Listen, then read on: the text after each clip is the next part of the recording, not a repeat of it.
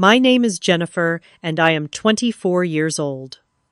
I never thought my communications degree would lead to this moment, standing in an empty bedroom with a suitcase in hand. Just yesterday at dinner, Dad dropped the bomb about charging rent, calling my startup job worthless. Mom piled on, saying I needed to learn respect. After weeks of being called dead weight, I made my choice. Now my phone won't stop ringing with their panicked voices. If you are watching this from your childhood bedroom, wondering about your own escape, hit that like button and subscribe. I promise by the end of my story, you will see why sometimes leaving is the only way forward. I grew up in a household where expectations loomed larger than the suburban home we lived in. My father, Thomas, has worked as a middle manager at Madison Financial Group for 25 years. He wears the same style of pressed shirts every day and believes success comes in only a few acceptable packages: law, medicine, or business. Nothing else would do.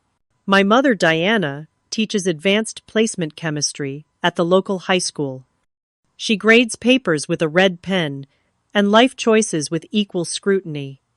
From an early age, they plotted my future with the precision of architects. When I showed creative inclinations, they enrolled me in STEM summer camps. When I excelled in writing, they suggested law school applications. The plan was clear, and deviation was not an option.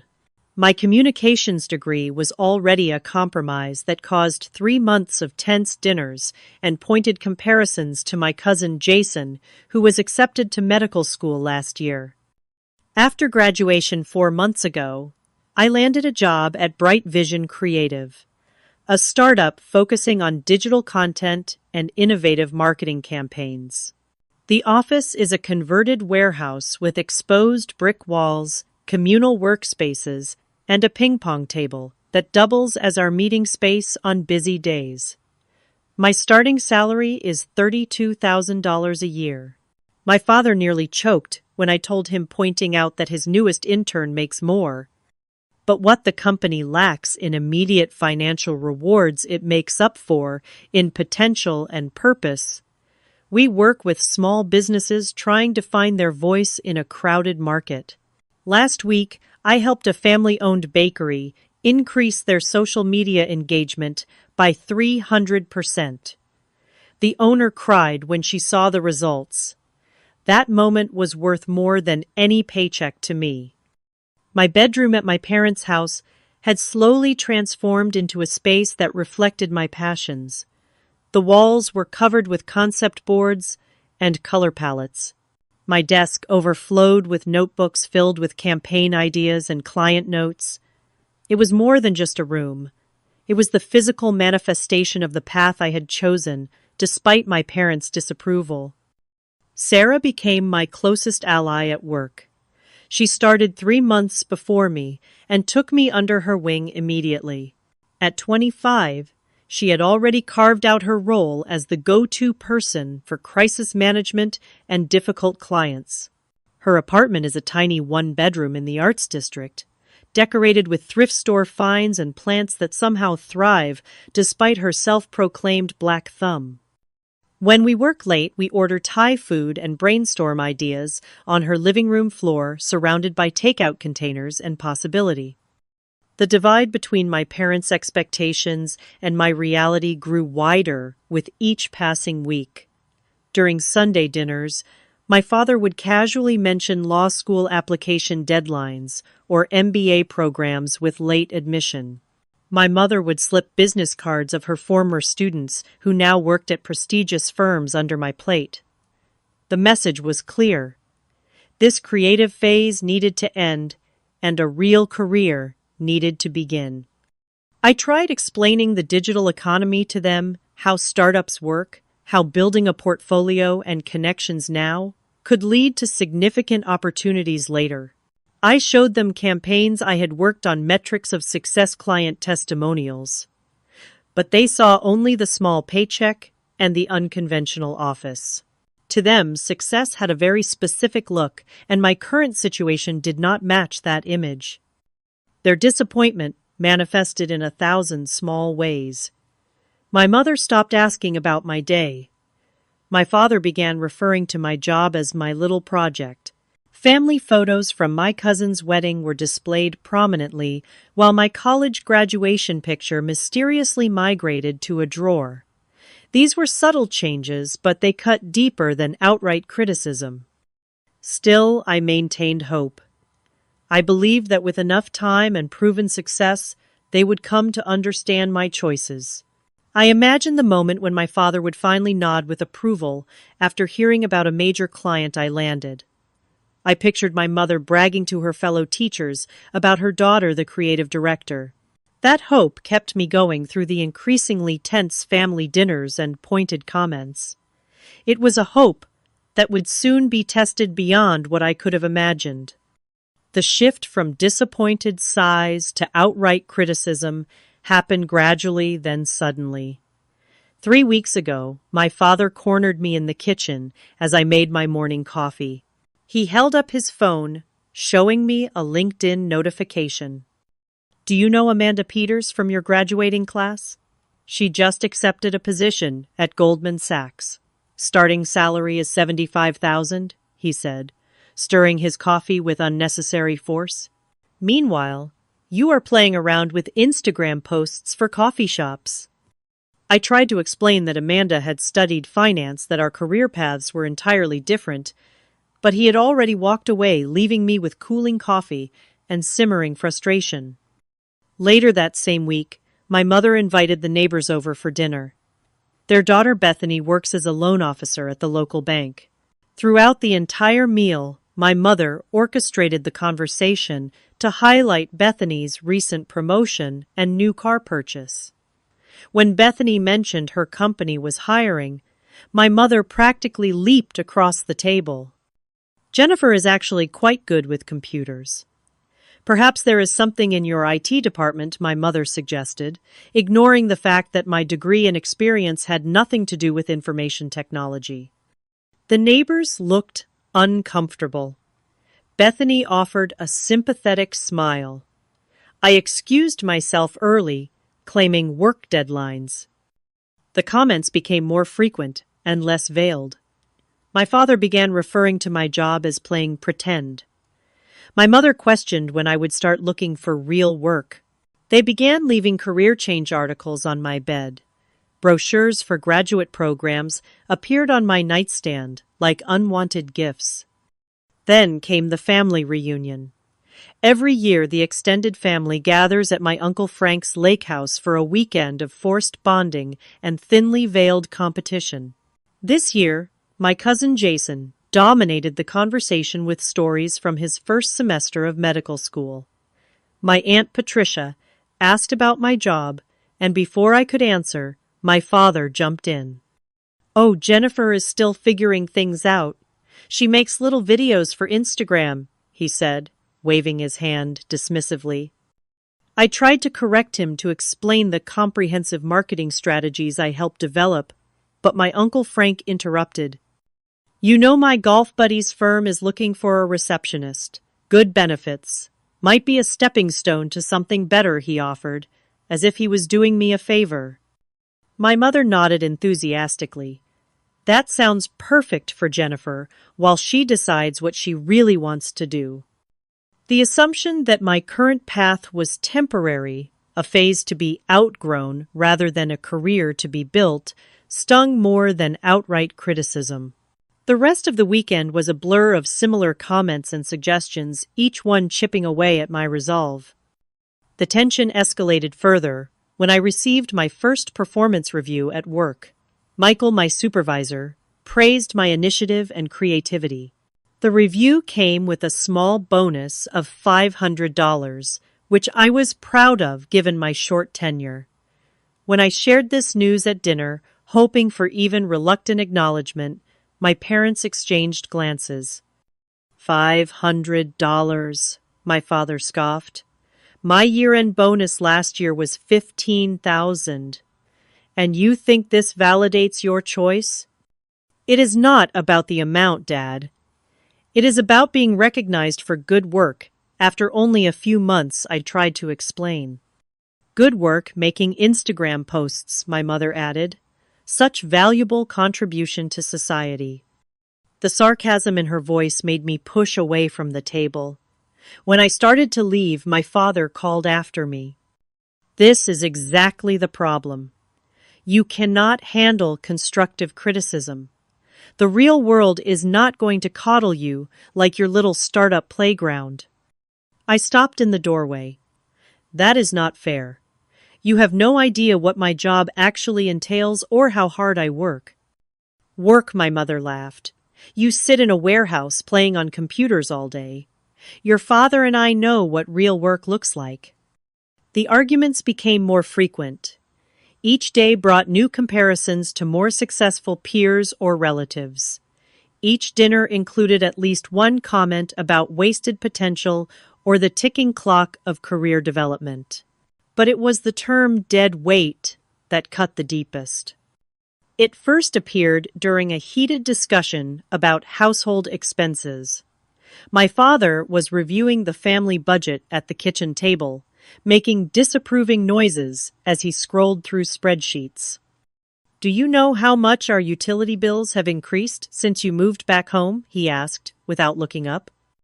I offered to contribute, but he waved me off. With what money your little hobby barely pays for your cell phone. You are just dead weight on this household budget. Dead weight. The term lingered in the air, heavy and accusatory. My mother, rather than defending me, nodded in agreement. From that point on, the term became their favorite description. Dead weight on the family finances. Dead weight career-wise. Dead weight while your peers are moving forward. Each time they used it, something inside me hardened. Each repetition built a wall between us, brick by painful brick. I began spending more time at work, volunteering for late projects. I started having dinner with Sarah, or eating alone in my room. Home no longer felt like home. It had become a battlefield where my choices were under constant attack, and retreat seemed like the only viable strategy. Tuesday night dinners had always been pot roast night in our house. My mother's recipe, passed down from her mother, was a family tradition that persisted through arguments, busy schedules, and life changes. The familiar smell of beef, carrots, and potatoes usually brought comfort, but that particular Tuesday, it only heightened my anxiety as I sat down at our oak dining table. My father had just returned from a business trip to Chicago. He wore his success like a shield, regaling us with stories of important meetings and executive lunches before we had even passed the salt. My mother nodded at appropriate intervals, her perfect posture and attentive expression, a performance she had mastered over 27 years of marriage. So, how was everyone's day? My mother asked after my father's stories concluded, though her eyes remained on him as if expecting an encore. Productive, my father answered, cutting his meat with precision. The Jensen account is finally moving forward. I had a good day too, I ventured, seeing an opening. The small business feature I worked on got picked up by several local blogs, and the client saw their website traffic triple overnight. My father's knife paused mid-cut. He exchanged a look with my mother that I had come to recognize. It was the look that preceded disappointment. Blogs, he repeated, making the word sound like a communicable disease. And this is success in your world. It actually is, Dad. Small businesses rely on digital traffic for growth, and we help this client reach potential customers they never could have accessed otherwise. He resumed cutting his meat. When I was your age, I was working on accounts worth millions, not helping coffee shops get Instagram likes. They are not just Instagram likes, I began, but my mother interrupted. Jennifer, your father and I have been talking, she said, folding her napkin with unnecessary precision. We think it is time you started contributing to this household financially. I looked between them, confused. I had offered to contribute to groceries or utilities before, but they had always refused, saying it was unnecessary given my entry-level salary. "What do you mean?" I asked. My father set down his utensils and looked me directly in the eyes. "Starting next month, you will pay rent if you want to stay here." The words hung in the air like suspended particles, visible and suffocating. "Rent?" I repeated. "How much rent?" $800 a month, my father stated flatly. "That is well below market rate for this area, and it includes utilities. Very generous, all things considered." $800 was nearly a third of my monthly take-home pay. After student loan payments, car insurance, and other essentials, it would leave me with barely enough for gas and food, let alone savings. "That is a lot of money on my current salary," I said carefully, trying to keep my voice steady. "Maybe we could discuss a more graduated approach. I could start with a smaller amount and increase it as my income grows." My mother's laugh was sharp and dismissive. "That is exactly the problem with your generation. Always wanting special accommodations instead of facing reality. Maybe paying rent will teach you some respect for what things actually cost in the real world." "I am not disrespectful," I countered, feeling heat rise in my cheeks. "I understand financial responsibility. I am just asking for some flexibility while I build my career." "Career," my father scoffed. "Playing on social media is not a career, Jennifer. It is a distraction. This rent situation might finally motivate you to look for real employment." I set my fork down, appetite gone. My job is real employment. We provide valuable services to clients who need digital expertise. Just because it does not look like your idea of success does not make it invalid. My father leaned forward, his face flushing. "Your little startup is a fantasy. Half of these companies fold within a year. You are betting your future on a house of cards, and we are not going to subsidize this delusion any longer." "We are not asking you to change careers," my mother added, though her tone suggested otherwise. "We are simply asking you to contribute financially or consider options that would allow you to do so." "By options, you mean abandoning my current job for something you approve of," I clarified. "By options, we mean growing up," my father snapped. "Do you know what we call someone who lives in our house, eats our food, uses our utilities, and contributes nothing? Dead weight. That is what you have become, Jennifer. Dead weight." The term hit me like a physical blow. It was not the first time they had used it, but in this context, as justification for essentially pushing me toward financial instability, it carried new cruelty. "I am not dead weight," I said, my voice barely above a whisper. "I work hard. I am building something. I just need some time." "Time is money," my father replied, returning to his dinner as if the matter was settled. "And starting next month, staying in this house will cost you $800. If that does not work for you, there are other arrangements you can make." My mother nodded in agreement, then changed the subject to neighborhood gossip, as if we had just been discussing the weather, rather than upending my financial situation. I pushed food around my plate, no longer hungry, as their words echoed in my mind. Dead weight, other arrangements. The message was clear. My presence in their home had become a transaction, and my value was measured in dollars rather than connection. I excused myself early, claiming a headache. Neither of them seemed particularly concerned. As I climbed the stairs to my bedroom, I heard their conversation continue without interruption, my absence barely creating a ripple in their evening. Standing in my room, surrounded by evidence of my passions and ambitions, I felt a clarity I had not experienced before. This house was no longer my home. It was a place where my dreams went to die, suffocated by expectations I would never meet, and standards I no longer wanted to achieve. Back in my bedroom, I sat on the edge of my bed and stared at the wall covered in concept boards and campaign ideas. The creative space I had carefully cultivated now felt like an island in a hostile sea. My hands trembled slightly as I reached for my phone and dialed Sarah's number. She answered on the second ring. "Hey, what's up?" she asked, her voice bright against the heaviness in my chest. "They want to charge me rent," I said without preamble.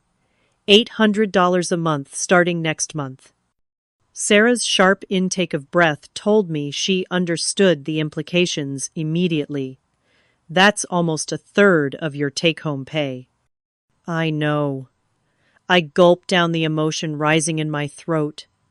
"They called me dead weight, Sarah," to my face, at dinner. The silence on the other end lasted just a moment too long. "I know we've joked about you moving out before, but my guest room futon is yours if you want it. For real." The offer hung between us, suddenly transforming from a hypothetical escape plan to a tangible possibility. "Are you serious?" "Completely serious. It's not fancy, but it's yours for as long as you need. No rent for the first 2 months while you save up. Just help with utilities and groceries." Something loosened in my chest. A plan began forming in my mind, possibilities unfurling like a map to a new destination. What had seemed impossible minutes ago now felt inevitable. "I think I might take you up on that," I said, my voice steadier than I expected. After hanging up, I sat in silence, mentally calculating what this decision would mean. My monthly budget would be tight, but manageable without rent for a couple of months. I could increase my hours at work to build savings faster. The startup was growing, and Michael had hinted at possible advancement opportunities. The more I thought about it, the more certain I became. Staying meant surrendering not just my financial independence, but my self-respect. It meant acknowledging that my choices, my passions, my career path were somehow less valid than the traditional routes my parents valued. That night I didn't sleep. Instead, I began the careful process of sorting through my belongings. The essentials went into one pile: clothes, toiletries, important documents, my laptop, and equipment. Sentimental items formed another smaller pile: photos, journals, a few books that had shaped my thinking. Everything else could stay or be retrieved later. I found my large suitcase in the back of my closet, still bearing airport tags from my semester abroad in junior year. As I began folding clothes into neat piles, each item represented a decision, a commitment to this new path. My favorite sweaters and work-appropriate outfits took priority. Summer clothes could wait. Shoes were limited to the most versatile pairs. My desk presented more difficult choices. The notebooks filled with ideas and campaign drafts were coming with me, non-negotiable. My collection of marketing books would have to be selectively culled. The framed diploma that had prompted so many disparaging comments from my parents was carefully wrapped in a soft sweater. As my room slowly emptied of the most essential items, a strange feeling settled over me. This space, which had been my sanctuary since childhood, was becoming less mine, with each item packed away. The concept boards remained on the walls, too large to transport now. The fairy lights still twinkled around my window frame. To casual observation, the room would still appear occupied, but its heart was being carefully removed and packed into a suitcase. Around 3 a.m, I sat at my desk and wrote a brief note. I kept it simple, unemotional. "I've decided to find other arrangements as suggested. I'll be in touch when I'm settled. Please don't worry, Jennifer." No explanation, no accusations, no emotional plea. Just a statement of fact. I placed it on my pillow where it would be found, though I suspected it might be hours before anyone noticed my absence. The most difficult part was waiting for morning. I needed to leave when the house was empty to avoid confrontation. My father typically left for work at 7:30. My mother departed for school by 7:45. I set my alarm for 8, giving them both time to be well on their way. When morning arrived, I moved with quiet efficiency. The suitcase already packed needed only the last few items from the bathroom. My backpack held my laptop and important documents. A small duffel contained additional clothes. Everything I deemed essential for this next chapter fit into these 3 bags. It was surprisingly little considering. I made my bed one last time, smoothing the comforter with a gesture that felt ceremonial. The note remained centered on my pillow, a small white flag of surrender and declaration combined. With one last look around, I closed the door softly behind me. The house was silent. As I descended the stairs, my footsteps deliberately light. In the kitchen, I hesitated. Some childish part of me had hoped for a last-minute intervention. A parent appearing to ask where I was going. A chance for explanation or reconciliation. But the kitchen remained empty, the coffee maker still warm, but abandoned. I stepped outside into the morning sunshine, loaded my bags into my car, and backed out of the driveway of my childhood home. The finality of the moment hit me as I reached the corner of our street. I was really doing this. At 24, I was choosing independence over security, self-respect over comfort, uncertainty over familiar disapproval. Sarah was waiting when I arrived at her apartment building, a small 2-story complex with a courtyard in the center. She helped me carry my bags up to her second-floor unit, a cozy 1-bedroom with mismatched furniture and abundant plants. The guest area consisted of a futon in the corner of her living room, now made up with clean sheets and a pile of towels at its foot. "It's not much," she apologized, setting my suitcase down. "It's perfect," I replied, and meant it. The space was small but represented something immeasurable, freedom from constant judgment and the opportunity to define success on my own terms. Those first days in Sarah's apartment were an adjustment. The futon was less comfortable than my bed at home.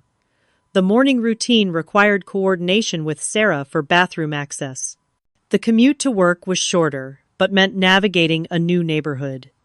Yet, despite these small inconveniences, I felt lighter than I had in months. Each morning I woke up without dreading breakfast table criticisms. Each evening, I returned to a space where my career choices were respected rather than denigrated. Sarah never made me feel like a burden. We developed a rhythm, quickly sharing cooking duties and cleaning responsibilities.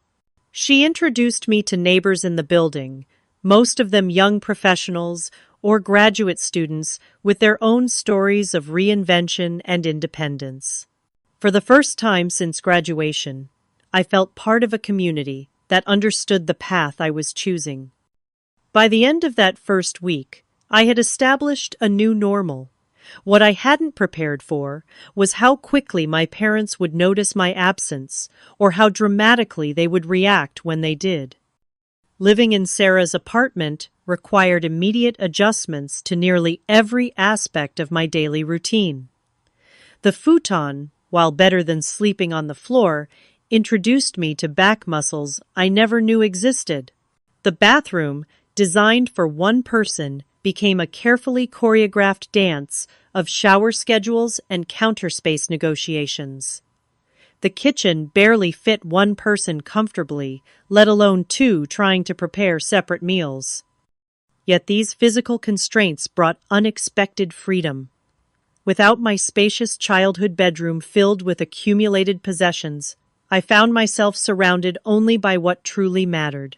My laptop, my essential clothes, my notebooks of ideas. The minimalism was clarifying, forcing me to distinguish between wants and needs in ways I had never considered. Financial reality hit hard and fast. My first morning at Sarah's, I sat at her small kitchen table with my laptop, creating a detailed budget spreadsheet. Monthly income, $2,600 after taxes. student loan payment $350, car payment and insurance $400, cell phone $90. That left approximately $1,760 for everything else. Once I would start contributing to Sarah's expenses, about $400 for utilities and groceries, I would have roughly $1,360 remaining. It was enough to live on, but barely. There would be no room for shopping dinners out or unexpected expenses. Every dollar needed careful allocation. I immediately canceled my subscription services, switched to a cheaper cell phone plan, and researched public transportation options to reduce gas expenses. I downloaded a meal planning app to maximize grocery efficiency and minimize food waste. These were small changes individually, but collectively they represented a new mindset of intentional financial management. At work, I approached Michael about increasing my hours. The conversation took place in the small conference room that doubled as a storage space for marketing materials. I was hoping to pick up some additional hours, I explained. I am flexible about the projects or responsibilities.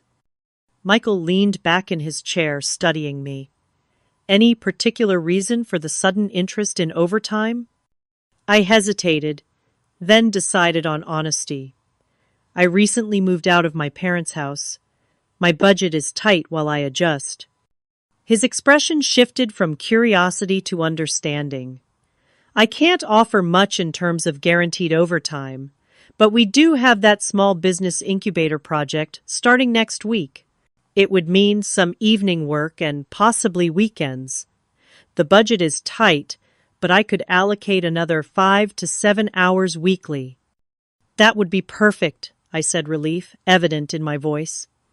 He nodded, then added, "You know, Jennifer, your work has been exceptional these past few months. Keep this up, and we might be having a different conversation about your position when reviews come around in January." That possibility, however, distant, gave me something concrete to work toward. Each extra hour at the office became not just about immediate financial necessity, but about building toward future stability. Word of my situation spread quickly through our small office. Not the details, but enough for colleagues to understand I was navigating a significant transition.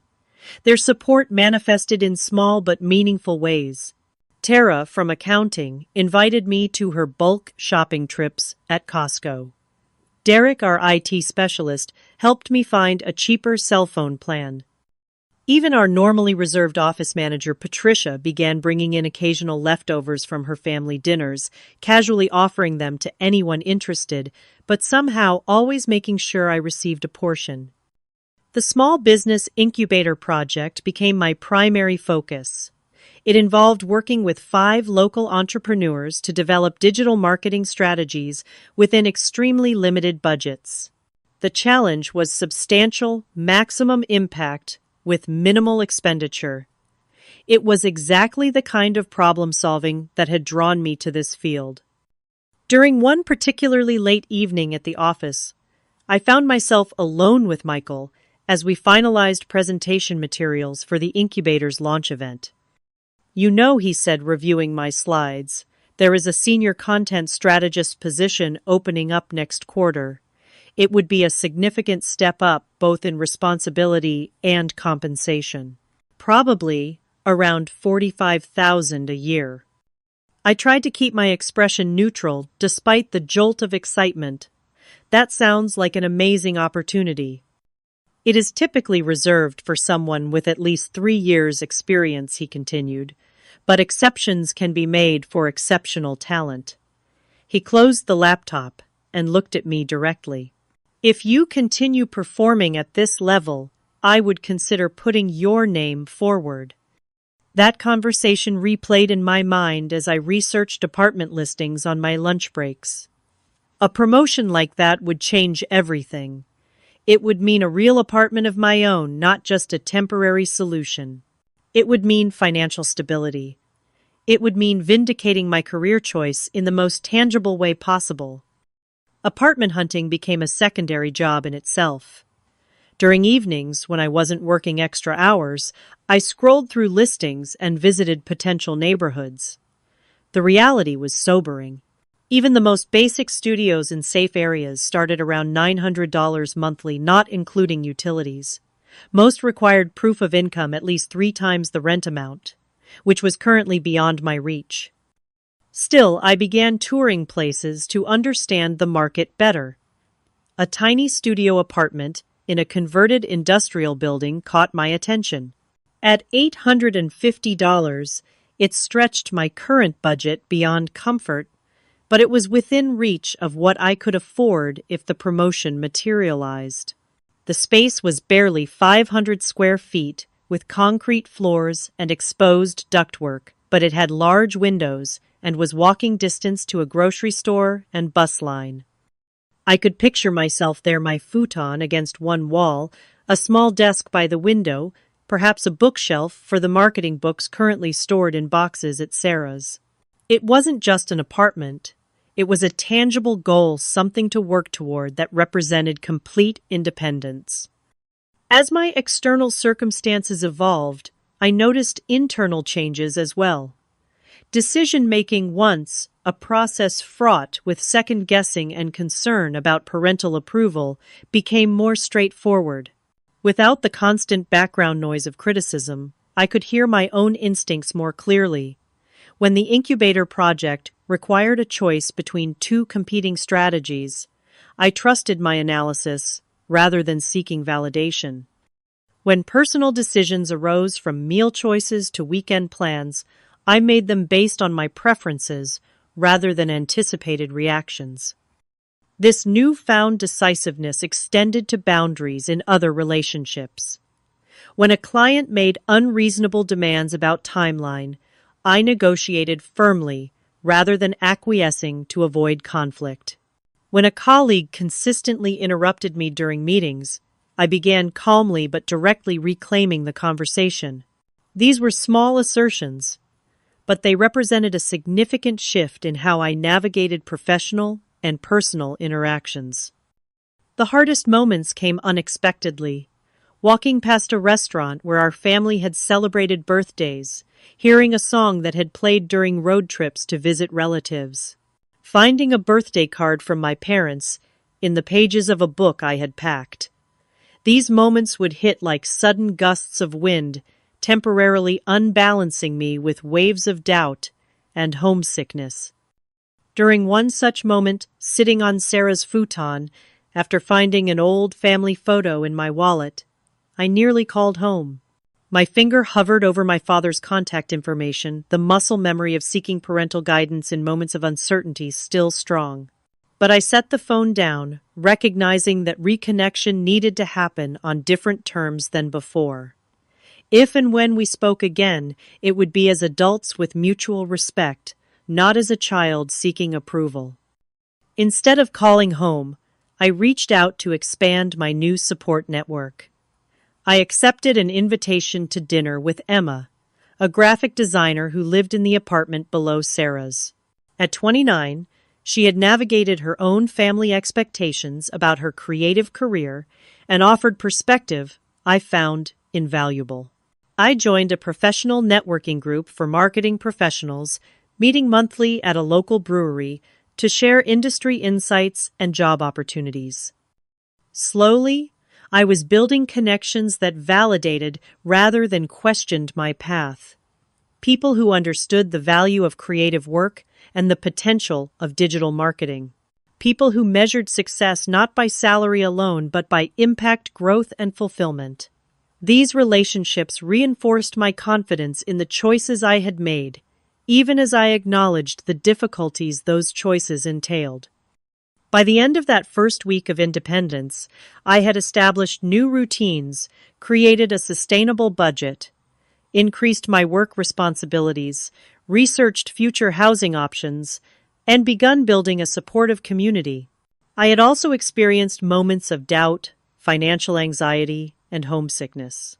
But each day brought increasing certainty that I had made the right decision not just for my career, but for my sense of self.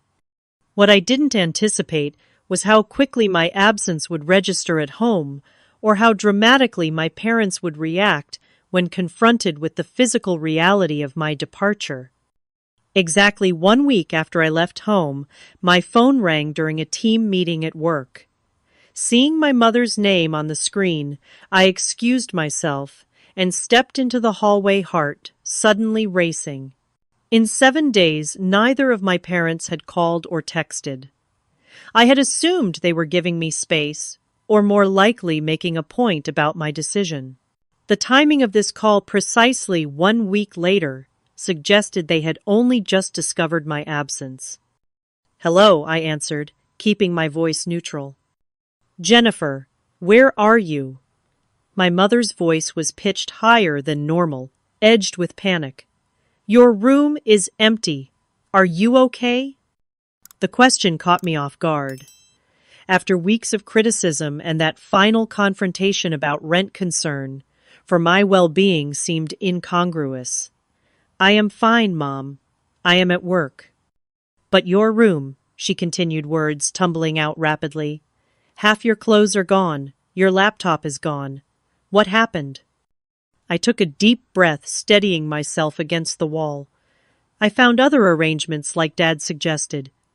I left a note on my pillow, explaining that." "A note?" "There was no note, Jennifer." There was a pause, then muffled conversation, as she presumably spoke to my father. I heard him in the background, his voice growing louder, as he apparently moved closer to the phone. "Give me that," he said, and then his voice came through clearly. "Jennifer, what the hell is going on?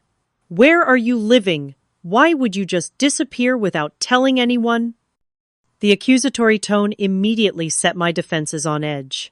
"I did leave a note, Dad. It explained that I was finding other arrangements, as you suggested during our dinner conversation about rent. I have moved in with a friend, temporarily, while I look for my own place. Is this some kind of tantrum because we asked you to contribute financially?" His voice held that familiar note of dismissal that had characterized so many recent interactions. This is exactly the kind of immature reaction I was talking about. "It is not a tantrum," I replied, working to keep my voice steady. "It is a logical response to the situation. You made it clear that staying would cost $800 a month, which is nearly a third of my income. I made a financial decision based on the parameters you set." "We didn't think you would actually leave," my mother interjected, having apparently reclaimed the phone.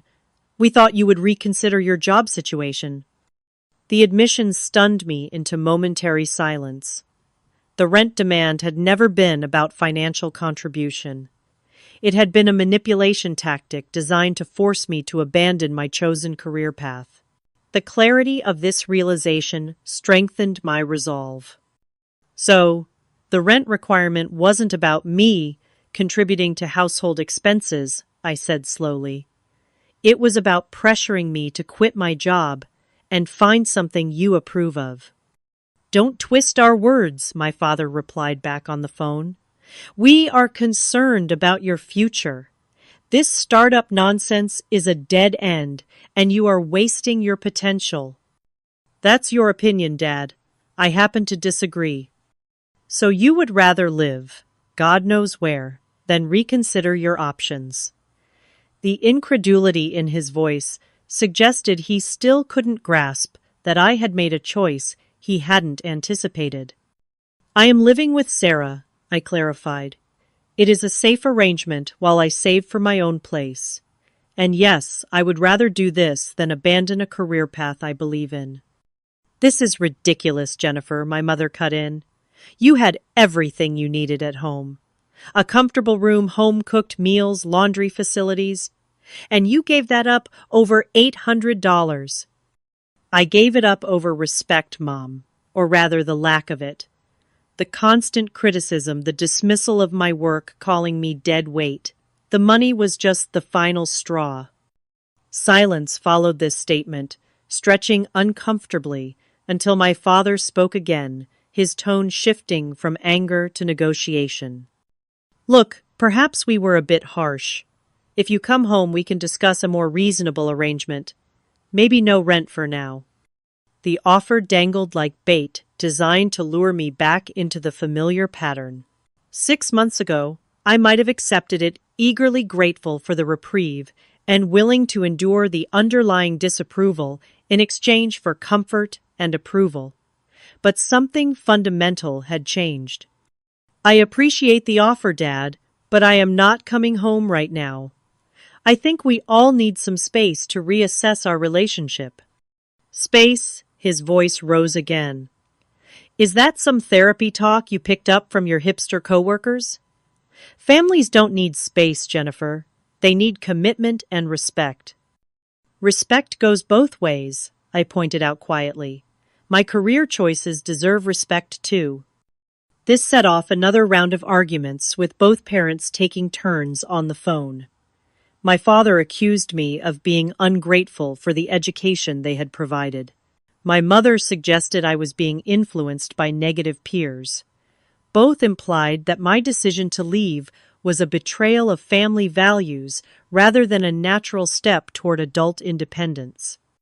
Throughout the conversation, I maintained a calm I didn't entirely feel. The hallway at work wasn't ideal for such a personal discussion, but it provided a physical and psychological distance that helped me maintain perspective. This wasn't about proving them wrong or winning an argument.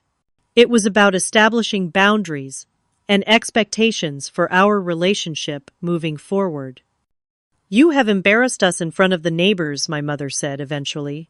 Mrs. Lawson asked about you yesterday, and I had no idea you had even left. I am sorry you felt embarrassed, Mom, but my housing decisions aren't about the neighbors. What about family dinner this Sunday? She pressed. Your aunt and uncle are coming over.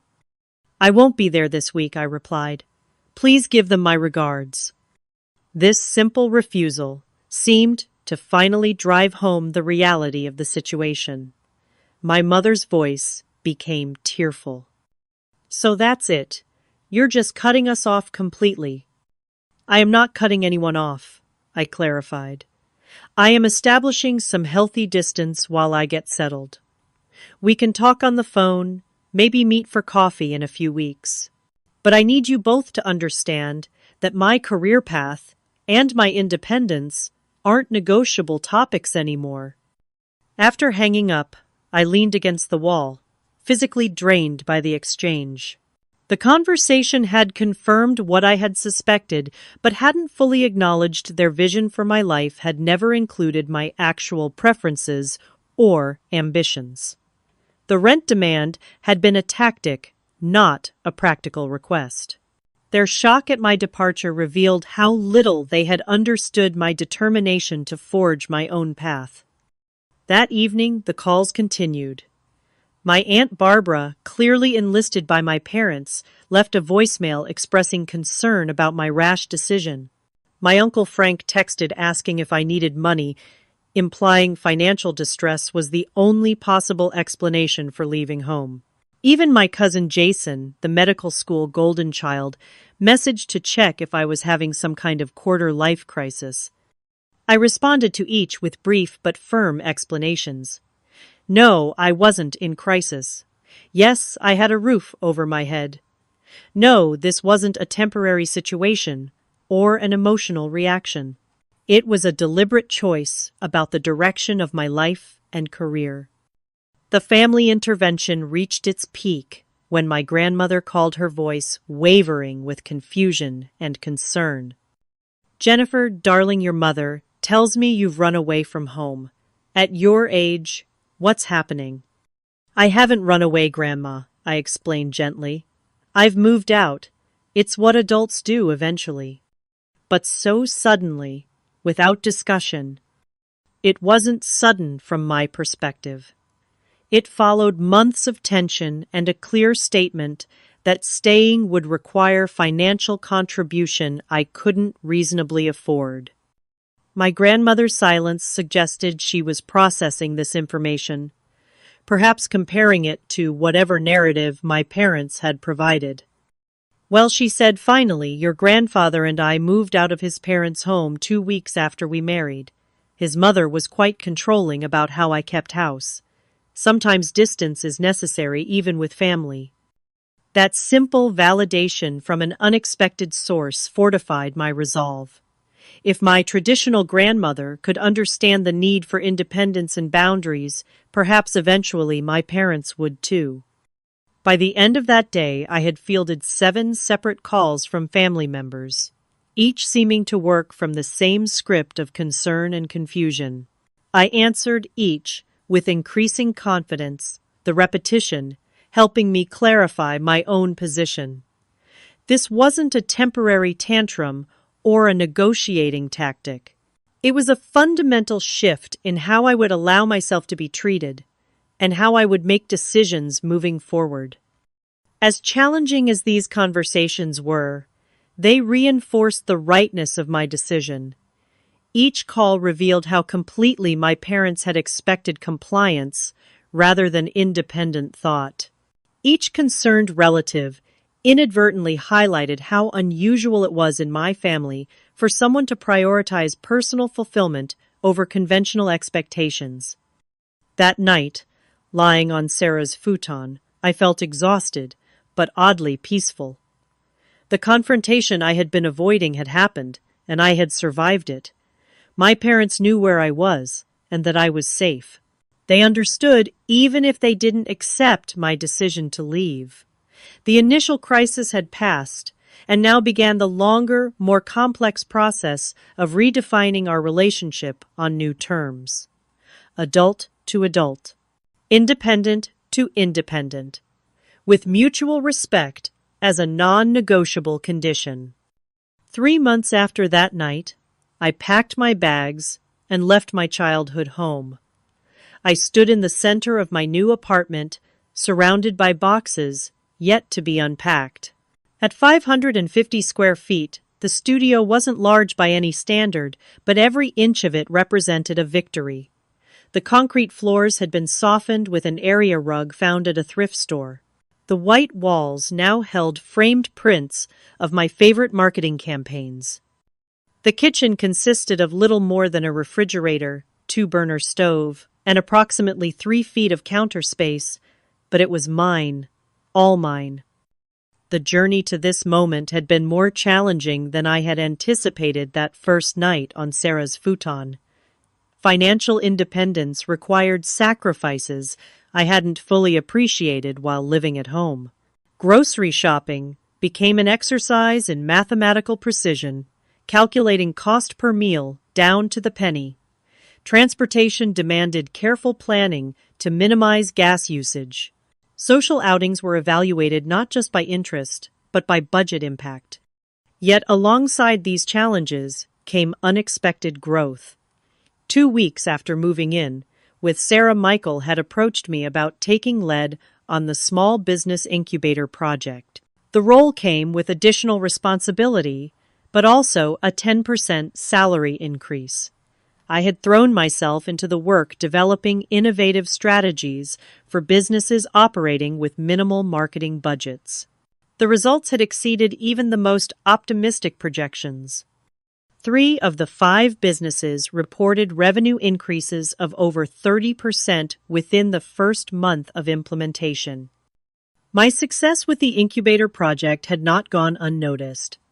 When the senior content strategist position opened up, Michael had advocated strongly for my candidacy despite my limited experience. The interview process had been grueling 3 rounds with increasingly senior management, a practical assessment requiring a comprehensive marketing strategy development, and a final presentation to the executive team.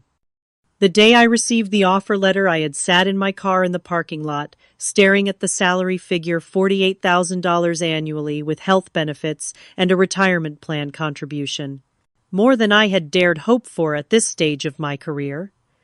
Enough to afford this apartment build savings and begin paying down my student loans more aggressively.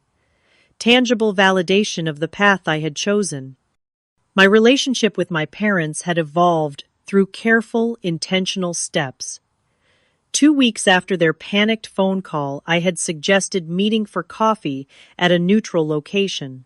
The cafe I selected was equidistant between their home and Sarah's apartment, a small symbolic gesture toward equal footing in our relationship.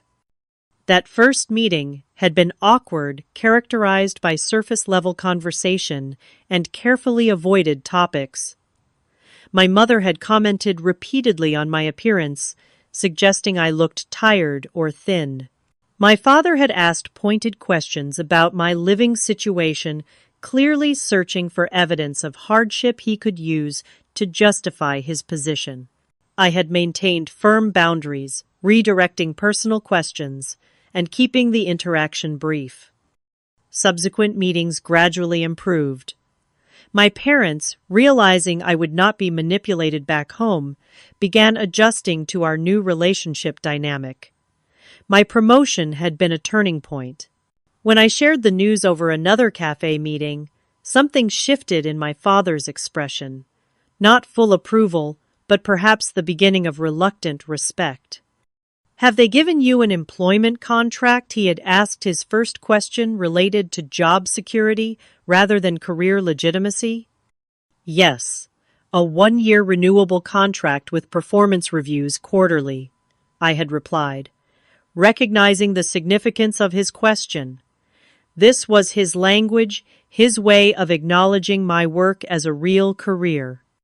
My mother's adaptation had come in different forms. After initial resistance, she had asked to see my new apartment. Her visit had been brief, her assessment clinical, but she had brought a houseplant as a housewarming gift.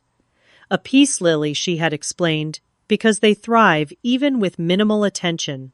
I had recognized it as both a practical consideration for my busy schedule and a tentative olive branch. Healing continued in small increments.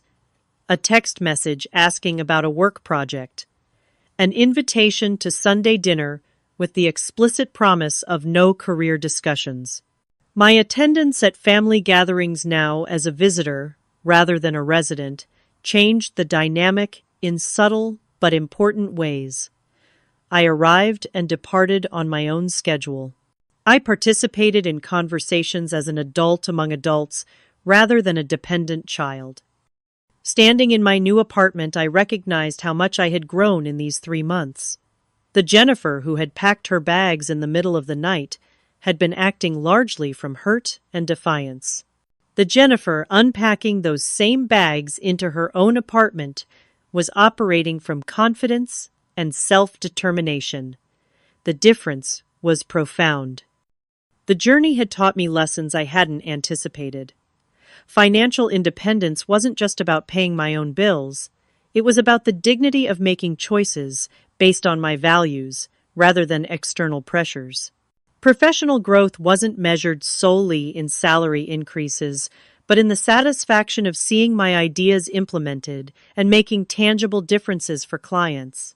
Personal boundaries weren't selfish defenses, but necessary foundations for healthy relationships. Most surprisingly, I had discovered that my relationship with my parents could actually improve with distance. Without the daily friction of living under their roof and expectations, we could begin rebuilding our connection based on mutual respect rather than authority and compliance. We were still navigating this new territory, with occasional missteps and old patterns re-emerging, but the trajectory was hopeful.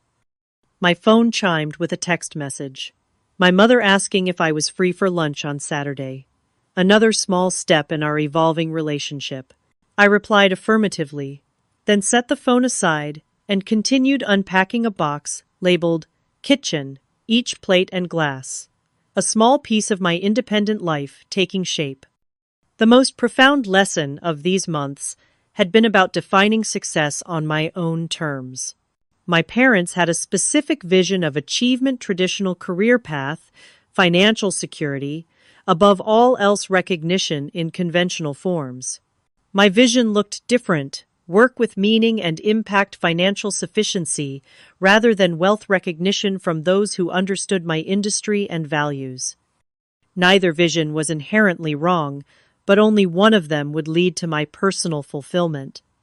By choosing my path despite resistance, I had learned to trust my own judgment above external validation. The approval I had sought so desperately from my parents had been replaced by something more valuable: self-approval and confidence in my choices. Sometimes, walking away is the only way to find your strength. Sometimes, creating distance is necessary to build healthier connections. Sometimes, disappointing others is required to avoid disappointing yourself. These truths had emerged from what had initially felt like crisis and rupture. The difficult decision to leave had ultimately created space for growth that wouldn't have been possible otherwise. As I placed the peace lily from my mother on the windowsill of my new apartment, I realized that true independence wasn't about separation, but about connection on more equal, healthy terms. It wasn't about never looking back, but about moving forward with clearer vision. It wasn't about rejecting family values, but about integrating them with personal values to create something authentic and sustainable. Have you ever had to walk away from something comfortable to grow? Or stood up for your path when everyone around you questioned it? Share your experience in the comments below. Your story might be exactly what someone else needs to hear right now. Don't forget to like this video if it resonated with you. Subscribe for more real-life stories, and share with anyone who might be facing similar crossroads in their family relationships or career. Thank you for witnessing my journey. And remember, sometimes the hardest choices lead to the most beautiful destinations.